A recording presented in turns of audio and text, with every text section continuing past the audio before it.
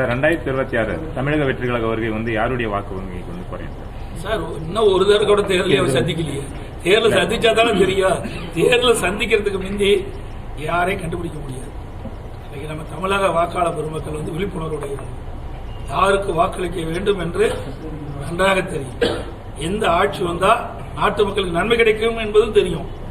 இன்னைக்கு அதிமுக 31 ஆண்டுகாலம் ஆட்சி புரிந்த கட்சி, பொன்விழா கண்ட கட்சி.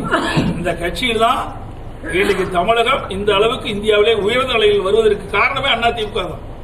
இன்னைக்கு அதிமுக ஆட்சியுடைய வரலாறு நாட்டு மக்களுக்கு தெரியும். அதிமுக ஆட்சியில இன்றைக்கு மாணவர்களுக்கு கொடுக்கப்பட்ட பல நன்மைகள் நன்றா தெரியும். எத்தனை கல்லூரி நாங்கள் திறந்திருக்கிறோம், எத்தனை மாவட்டத்தை நாங்கள் உதயமாக்கி இருக்கிறோம், எத்தனை தாலுகா திறந்திருக்கிறோம், எத்தனை மருத்துவக் கல்லூரி, சட்டக்கல்லூரி, இப்படி எல்லா வகையிலும் அதிமுக ஆட்சியில் தான் நாட்டு மக்களுக்கு நன்மை கிடைச்சது. சேலத்தில் சற்றுமுன் பேசியிருக்கார் விஜய். அம்மா வளர்த்த கட்சியும் எம்ஜிஆர் வளர்த்த கட்சியும் சரண்டர் ஆயிடுச்சு. அவருக்கு என்னங்க தெரியும்? ஒரு நிகழ்வு நடந்தது, நான் சொல்லக்கூடாது, திருப்பி கேட்கறதுனால சொல்றேன். ஒரு பிரச்சனை நடந்தது, 72 நாட்கள் வீட்டு விட்டே வரல. ஏன் விஜய் வீட்டு வரலன்னு சொல்றாங்க? ஒரு தலைவரானா கேட்கத்தான் செய்வாங்க, அதுக்கு பதில் சொல்லித்தான் ஆகணும். நீங்க எத்தனை கேள்வி கேட்கறீங்க? திருப்பி நான் பதில் சொல்ல கூட திருப்பி கேட்கறீங்களா?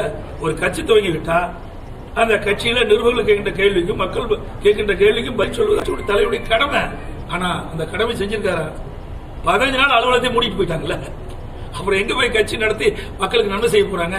ஒரு பிரச்சனையை சந்திக்கக்கூடிய திறன் கூட அவர்கிட்ட இல்லையே. ஆனா நாங்க யாரையும் குறை சொல்லல.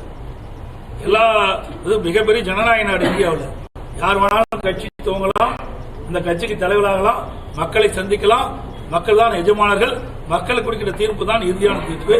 எங்களை பொறுத்த வரைக்கும் நிறைய செஞ்சிருக்கிறோம். நெஞ்ச நிமித்தி மக்கள்கிட்ட போய் சொல்றோம்.